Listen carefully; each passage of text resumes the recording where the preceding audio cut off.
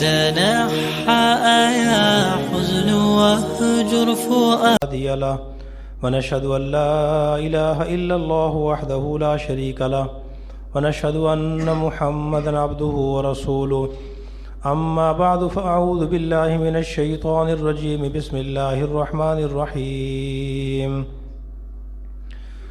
والذين هم للزكاة فاعلون صدق الله مولانا العلي العظيم وصدق رسوله النبي الكريم ونحن على ذلك لمن الشاهدين والشاكرين والحمد لله رب العالمين۔ میرے واجب الاحترام قابل صد احترام دوست اور بھائیوں، پچھلے جمعے کے بیان میں اچھے اخلاق کی اہمیت کے بارے میں کچھ باتیں عرض کی تھیں، کچھ باتیں باقی ہیں، وہ آج عرض کروں گا۔ اللہ پاک جل شانہ سننے کے بعد مجھے بھی آپ سب حضرات کو بھی اپنے اندر اچھے اخلاق پیدا کرنے کی توفیق عطا فرمائے۔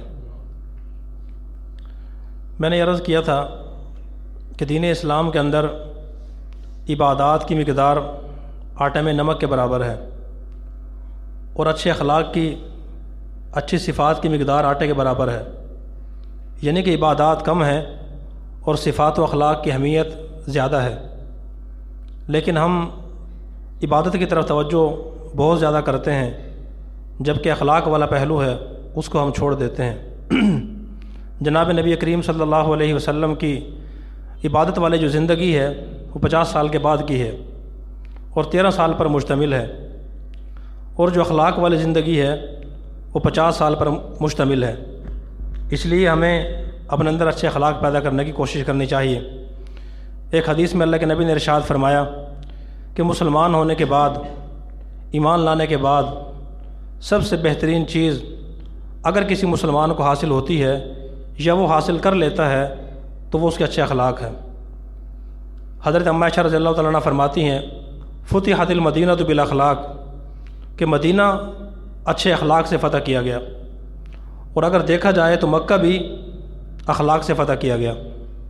علماء نے بڑی پیاری بات لکھی ہے، فرمایا کہ دیکھیں مکی زندگی میں جہاد کی اجازت نہیں تھی، لڑنے کی اجازت نہیں تھی، مدنی زندگی میں اللہ پاک کی طرف سے جہاد کا حکم آ گیا، اور 27 جنگیں اللہ کے نبی نے کفار کے ساتھ لڑی ہیں، صحابہ نے لڑی ہیں، تو اس کے نتیجے میں بھی کچھ نہ کچھ مسلمان ہوئے ہیں، لیکن اکثریت مسلمان نہیں ہوئی۔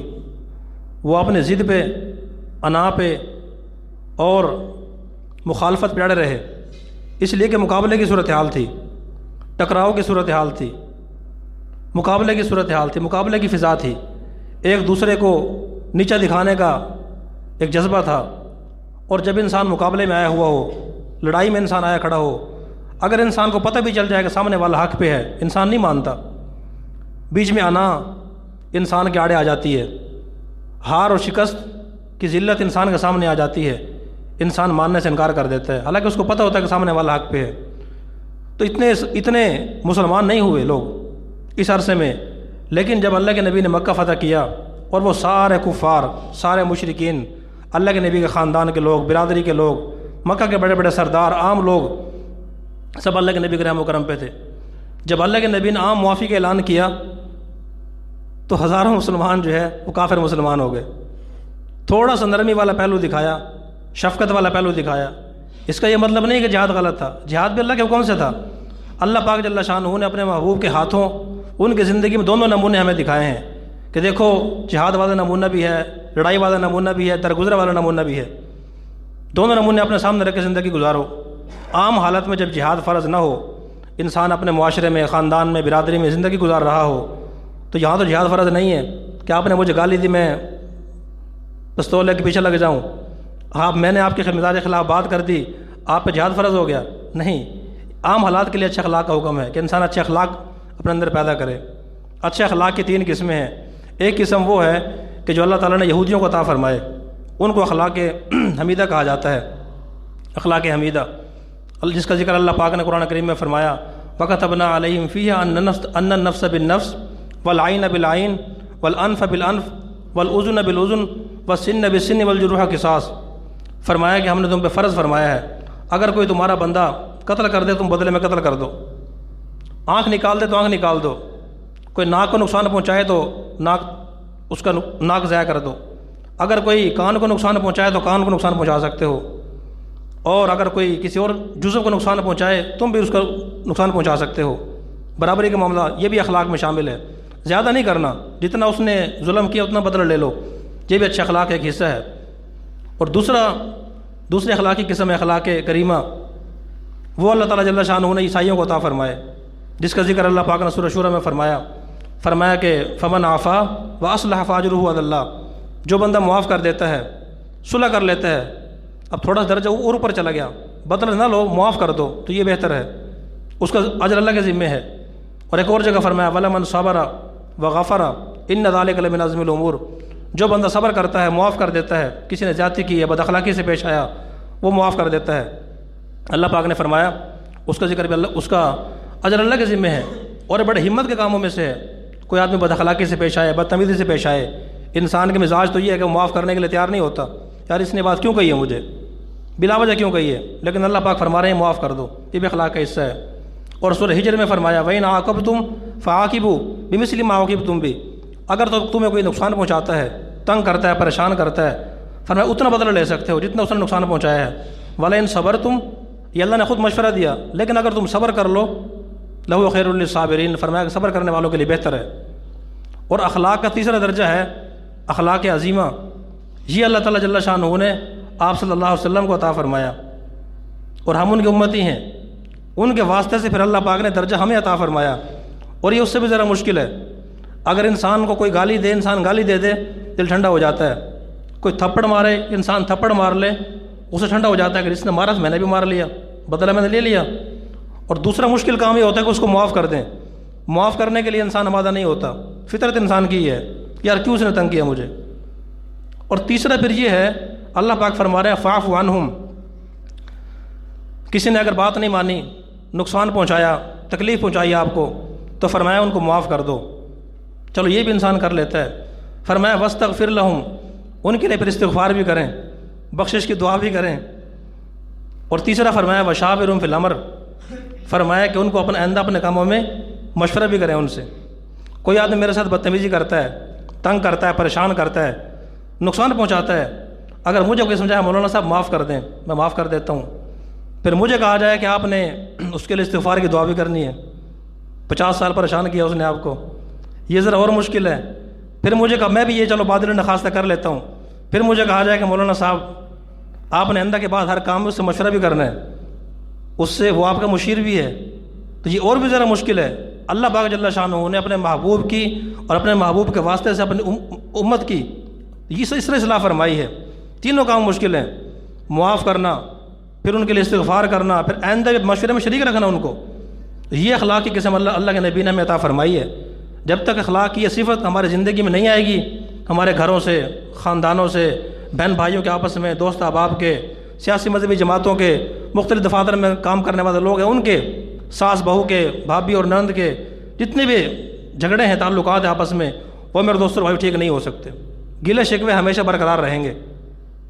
اب رہی یہ بات کہ اچھے اخلاق کہتے کس کو ہیں، شریعت کی نظر میں اچھے اخلاق کیا ہیں، اور ہم کس کو اچھا اخلاق سمجھتے ہیں، اس کی صحیح تشریح سمجھنا بھی ضروری ہے۔ لوگ یہ سمجھتے ہیں کہ اچھے اخلاق یہ ہیں کہ فرض کریں آپ میرے پاس آتے ہیں، میں آپ کو ہنس کے مل لیتا ہوں، میں آپ کو چائے پلا دیتا ہوں، یا آپ مجھے چائے پلا دیتے ہیں، اٹھ کے مل لیتے ہیں، ہنس کے بات کر لیتے ہیں، مجلس میں آتا ہوں میرے لیے آپ جگہ چھوڑ دیتے ہیں، مجھے عزت دے دیتے ہیں، یہ بھی اچھے اخلاق کا حصہ ہیں، یہ بھی اچھے اخلاق کی علامات ہیں، یہ بھی اچھے اخلاق کی نشانیاں ہیں، اچھے اخلاق کا جزو ہیں، لیکن 100% اچھے اخلاق یہ نہیں ہیں۔ اچھے اخلاق کا مطلب شریعت نے بیان فرمایا کہ انسان کے اندر صبر ہو، انسان کے اندر شکر ہو، عاجزی انسان کے اندر ہو، للہیت ہو، تقوی و پرہیزگاری ہو، اخلاص ہو انسان کے اندر، برائی کا بدلہ اچھائی سے دینے کا مادہ ہو، صلہ رحمی کرنے کا جذبہ ہو، بدتمیزی کا جواب اچھائی سے دینے کا انسان کے اندر مادہ ہو، چھوٹوں پر شفقت کرنے کا مادہ ہو، بڑوں کا ادب کرنے کا انسان کے اندر مادہ ہو، علماء کی قدر کرنے کا مادہ ہو، انسان کے اندر سخاوت ہو، بخل اور کنجوسی نہ ہو، غصہ انسان کے اندر نہ ہو، نرمی کرنے والا ہو انسان، دیانت دار ہو، امانت داری انسان کے اندر ہو، والدین کا، اساتذہ کا، بڑوں کا احترام انسان کرنے والا ہو۔ یہ میرے دوستوں اچھے اخلاق ہیں جن کو شریعت نے اچھا اخلاق کہا ہے۔ اب ان اخلاق کو ہم دیکھیں کہ یہ جو اچھے اخلاق ہیں ہمارے اندر پائے جاتے ہیں۔ صبر کتنا بڑا اچھا اخلاق ہے. اللہ کے نبی نے ساری زندگی اس کو اپنے اندر پیدا کیا, زندگی سے ہی گزر گئی. شکر اللہ کے نبی نے پیدا کیا. اگر کھانے کے لیے مل رہا ہے تب بھی شکر ہے. گھر میں فقر و فاقہ ہے, کھانے کے لیے کچھ نہیں ہے, گزر بسر مشکل سے ہو رہا ہے, پھر بھی اللہ پاک کا شکر ہے. توکل ہے, قناعت ہے, یہ ساری چیزیں اچھے اخلاق میں شامل ہیں. ہم دیکھیں یہ اچھے اخلاق ہمارے اندر ہیں. اور برے اخلاق کیا ہیں؟ شریعت نے جن کو کہا کہ انسان میں تکبر ہو, غرور انسان کے اندر ہو, دکھاوا اور ریاکاری انسان کے اندر ہو, شہرت ہو, ناموری ہو, بڑا بننے کا مادہ ہو, کنجوسی اور بخل ہو, صلہ رحمی کی بجائے قطع رحمی کرنے کا مادہ ہو, برداشت کی بجائے غصہ انسان کے اندر بہت زیادہ ہو, اچھا سلوک کرنے کا مادہ نہ ہو, بڑوں کی ناقدری انسان کرتا ہو, بے ادبی کرتا ہو, چھوٹوں پہ شفقت نہ کرے, بڑوں کا ادب نہ کرے, علماء کی ناقدری کرے, دیانتداری نہ کرے, بددیانتی سے کام لے, جھوٹ سے کام لے, ہیرا پھیری سے کام لے, وعدہ خلافی کرے. یہ برے اخلاق ہیں. اب ان اخلاق کو آپ دیکھیں, میں بھی دیکھوں, آپ بھی دیکھیں, یہ اچھے اخلاق ہمارے اندر ہیں یا نہیں ہیں. اگر ہیں تو ہم اللہ پاک کا شکر ادا کریں. اگر کچھ ہیں, کچھ نہیں ہے, تو جو کچھ ہیں ان پہ اللہ پاک کا شکر ادا کریں, اور جو نہیں ہے ان کو اپنے اندر پیدا کرنے کی کوشش کریں. اور جو برے اخلاق میں نے بتلائے ہیں ان میں سے دیکھیں ہمارے اندر پائے جاتے ہیں, یقیناً ہمارے اندر پائے جاتے ہیں, ان کو نکالنے کی کوشش کریں. اگر کچھ نہیں ہے ان پہ اللہ پاک کا شکر ادا کریں کہ اللہ یہ بد اخلاقی میرے اندر نہیں ہے, اور جو ہے اس کو ختم کرنے کی توفیق عطا فرما.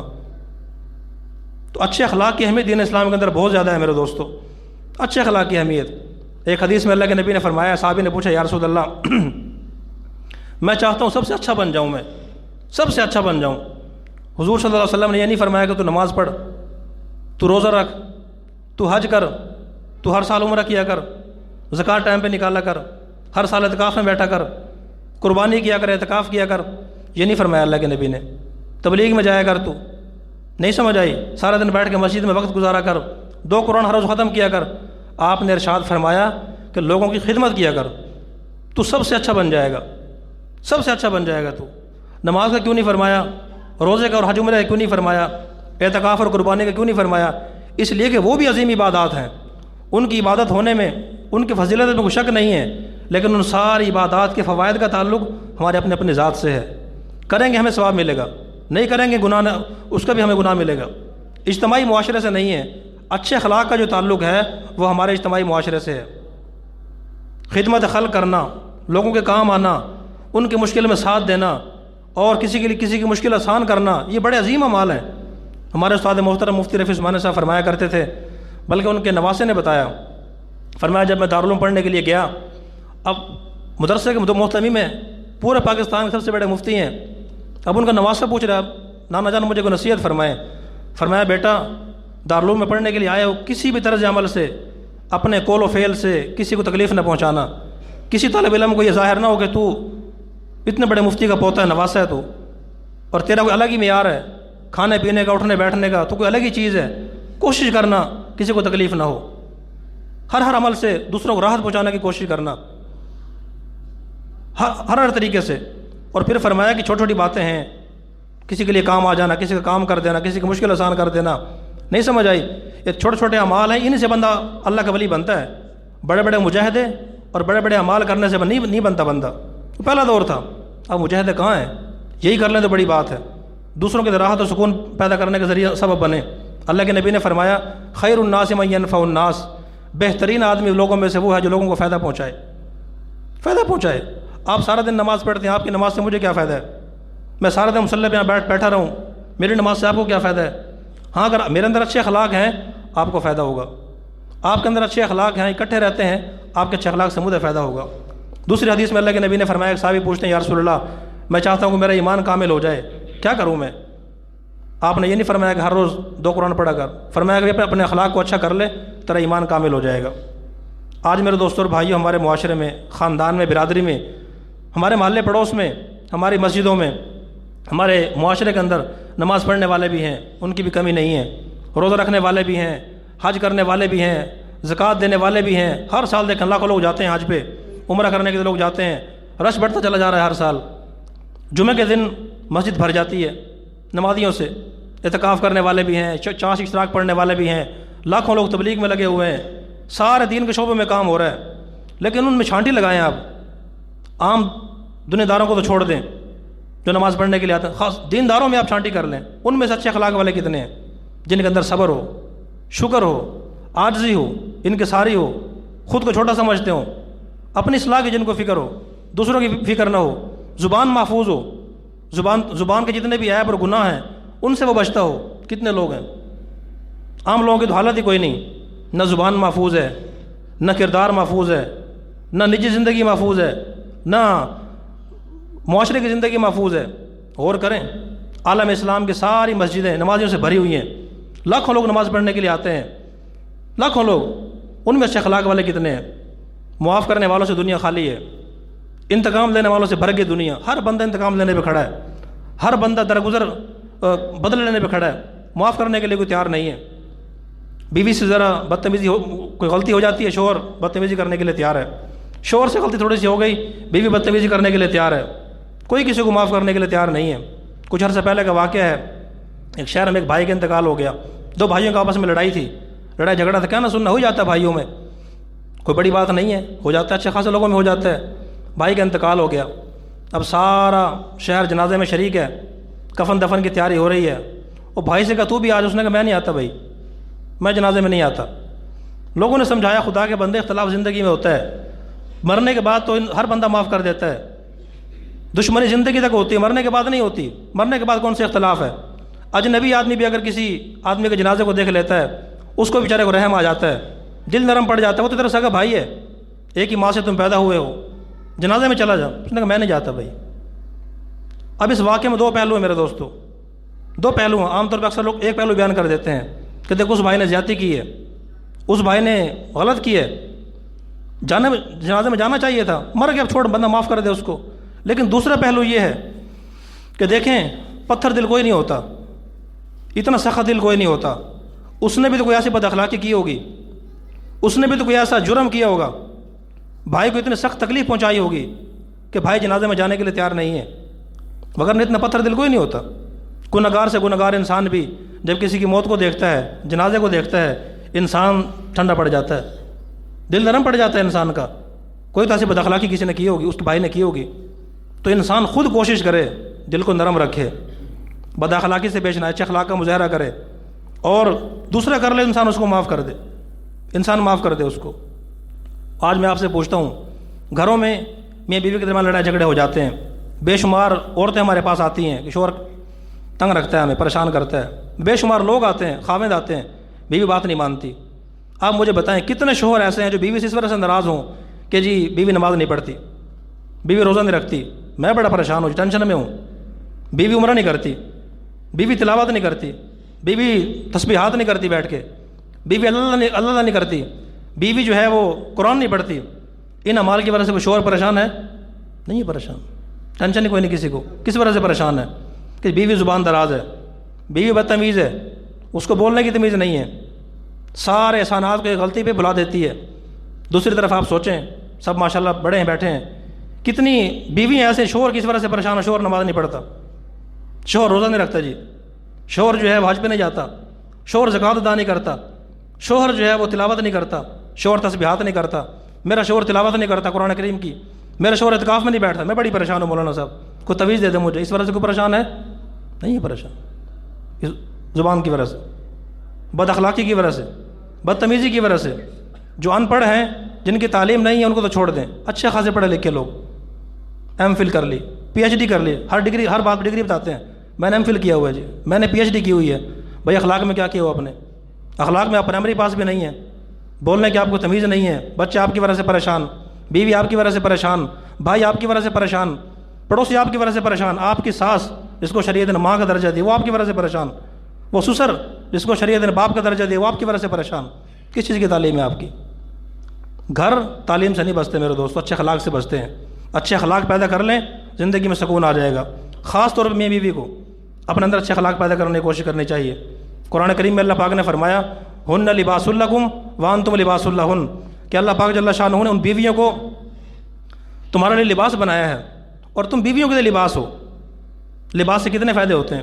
کیا مقصد ہے لباس پہننے کا؟ لباس پہننے کے 3 فائدے ہوتے ہیں.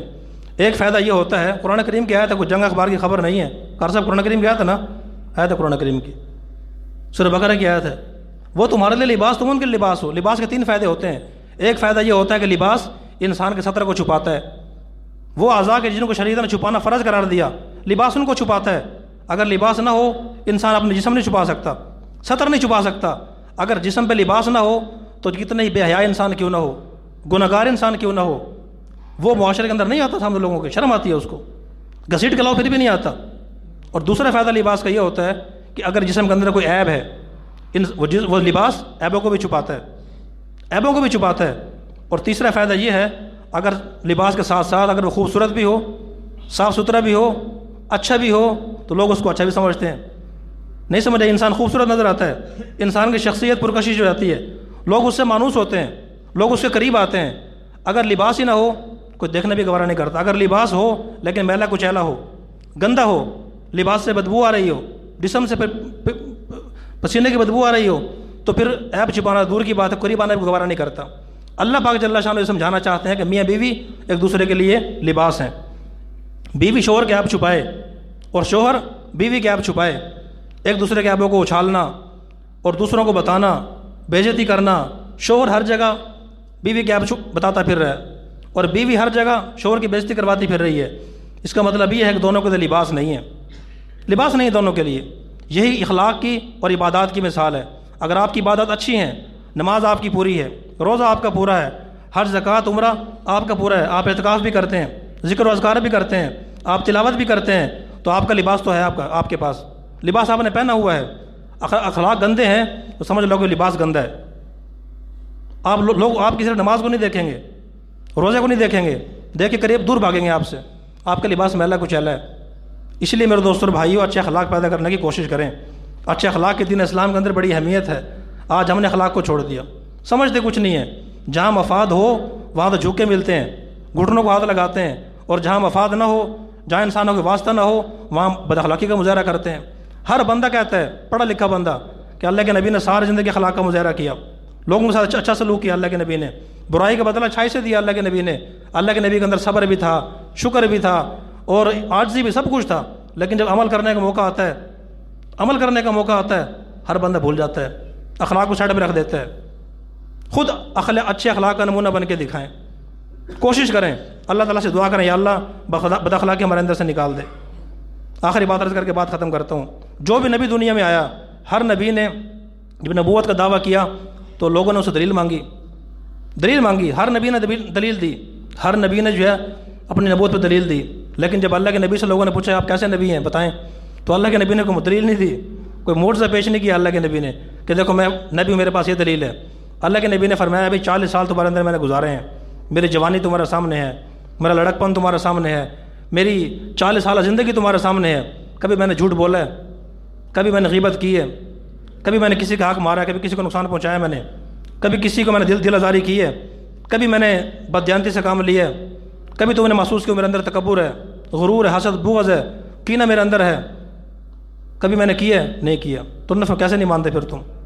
اس لیے میرے دوستوں اور بھائیوں، اچھے اخلاق پیدا کریں۔ اچھے اخلاق جب تک پیدا نہیں کریں گے زندگی میں سکون نہیں آئے گا۔ یہ لکھ لیں میری بات آپ، سارا دن آپ نماز پڑھیں، روزے رکھیں، صدقہ خیرات کریں، جو بھی کریں، جب تک اچھے اخلاق پیدا نہیں ہوں گے گھروں میں سکون نہیں آئے گا، ایک دوسرے کی وجہ سے ہم سارے پریشان رہیں گے۔ اللہ پاک مجھے بھی، آپ سب حضرات کو بھی اچھے اخلاق پیدا کرنے کی توفیق عطا فرمائے۔